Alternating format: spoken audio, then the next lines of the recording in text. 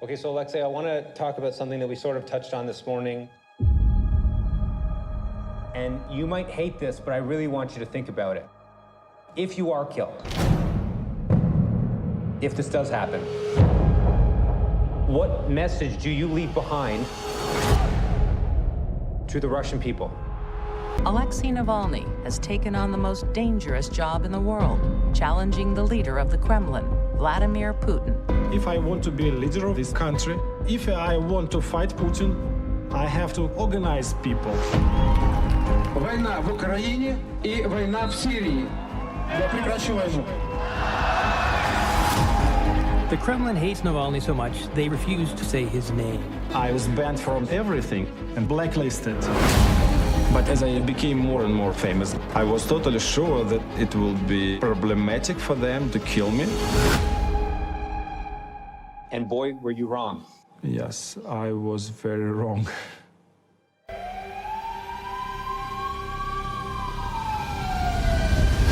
Alexei Navalny arrives at this hospital in Berlin. To have your dad, an opposition leader, being poisoned, it was literally like a book. Come on, poisoned? Seriously?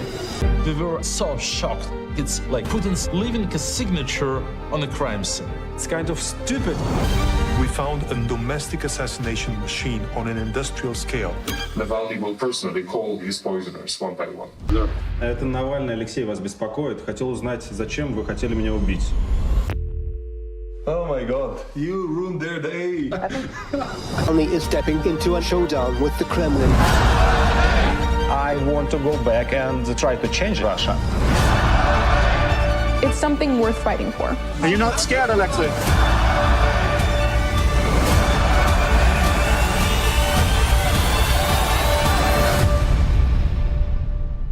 Поэтому бездействовать не надо.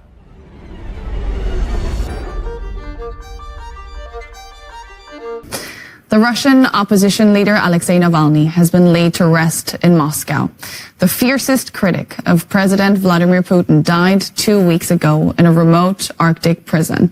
His supporters shouted, "Alexei, thank you," as his coffin was brought into the cemetery near the Moskva River. Earlier, thousands gathered outside the church where his funeral was held in defiance of riot police and official warnings from the Kremlin. One human rights group says at least 45 people were arrested at tribute events. Navalny's wife, Yulia Navalnaya, thanked him on social media for 26 years of happiness. There was no surprise in the turnout, and frankly speaking, these people are brave because anyone who went there could have risked arrest on a completely trumped up on fake charges. So yes, I mean, kudos to them all.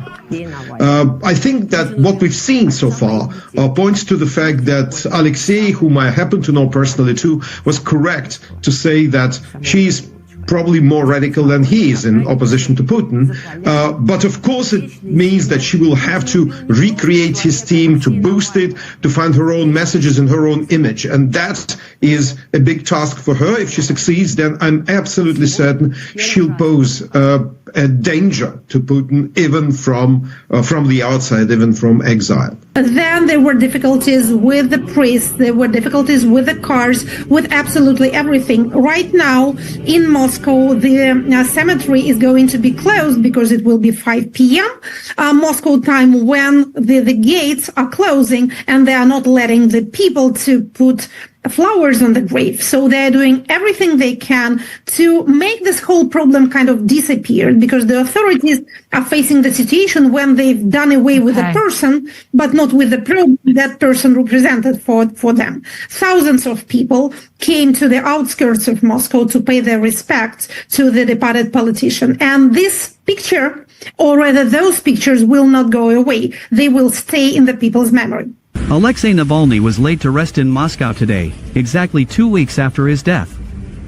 Thousands of mourners gathered to pay their respects to the former opposition figure, expressing defiance and calling Navalny a true hero. Despite a large police presence and barricades set up in the area, mourners burst into applause as his body was taken into a church outside Moscow. The journalist writes. He notes that soon after the start of the war in Ukraine, totalitarian Russia began to ban all demonstrations against the omnipotence of the leadership.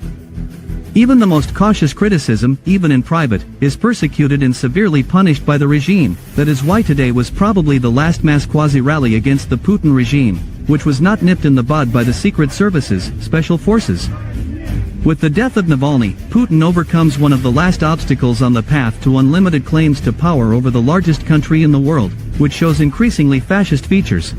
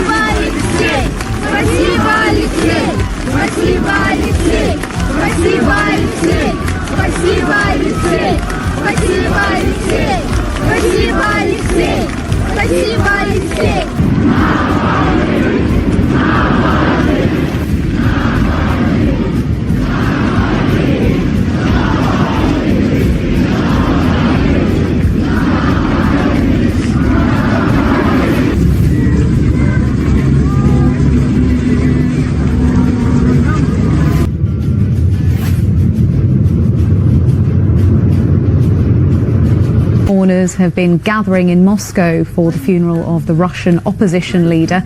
There's been a heavy police presence in the city, including masked guards being stationed around a perimeter fence. The service is being held at a church on the outskirts of the capital, where Mr. Navalny and his family lived. The organisers of today's funeral have faced a number of difficulties. They say Mr. Navalny's body was only handed over to his relatives in the past couple of hours. And there have also been reports that Mr. Navalny's team hadn't been able to find a hearse to drive the body to church, nor a venue to hold a wake. The Kremlin says that it doesn't have anything to say to Navalny's family today. One of their spokespeople was asked by reporters a little earlier today to comment, and that was all they had to say about it. The Russian opposition leader, as you may remember, died in an Arctic prison where he had been held on politically motivated charges. Authorities have been warning that any dissent or any appearance of political protest, such as unfurling political banners and slogans, would be dealt with and would be clamped down on. A representative of Team Navalny had to meet a representative of a Moscow funeral home at a cemetery at night. That was the shroud of secrecy that surrounded the whole plan. And there are numerous allegations of the authorities trying to put pressure on hearse drivers, funeral homes, trying to force them not to cooperate with associates of Alexei Navalny. A snippet of what is the YouTube channel that's being run by Mr. Navalny's team, because obviously Russian TV, viewers won't be surprised to hear, Russian TV aren't covering Mr. Navalny's funeral, so it's his team that's providing a live stream. So that's footage there that's come directly from their YouTube channel. That's what they're putting out, and just within the past hour there are 130,000 people tuning in and watching their streaming their footage of that there is a warning posted at the church entrance banning photography and any video recording of the ceremony.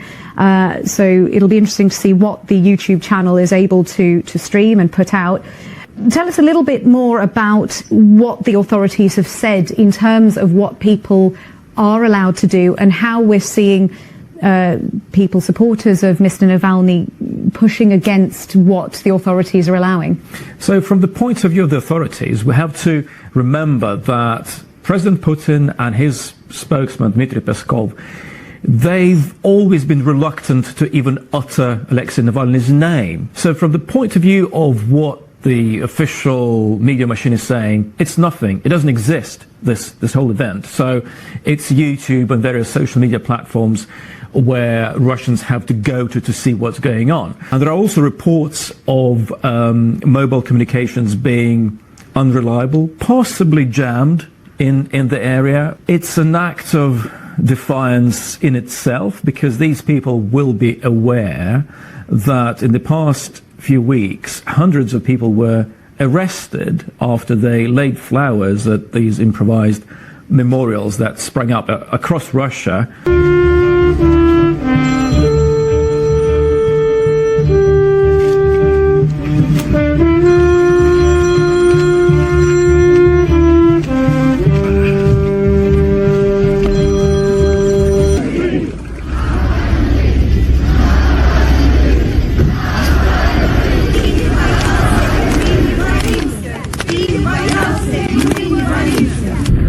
Здесь, не знаю, больше 10 тысяч людей, и никто не боится, и все знают, чего они хотят.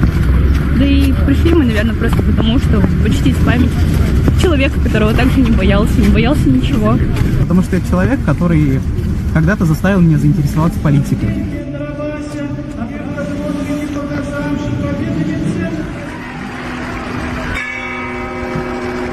Ученик, спасибо вам. Спасибо вам огромное. Спасибо, Алексей. Спасибо, Алексей.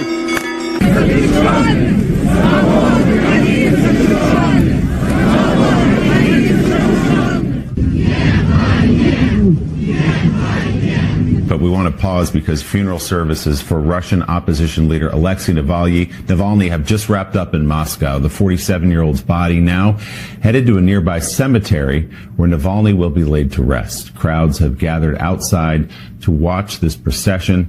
Navalny, of course, died 2 weeks ago in a Russian penal colony. Joining us now from London, NBC News chief international correspondent Keir Simmons. Keir, what more can you tell us? Well, Willie, I said an hour ago that these images that we would consider ordinary in the US are extraordinary in today's Russia, and that's even more so now. There is now an image of Alexei Navalny in an open coffin inside the church. His parents among those gathered around him. The US ambassador is there too, with other diplomats.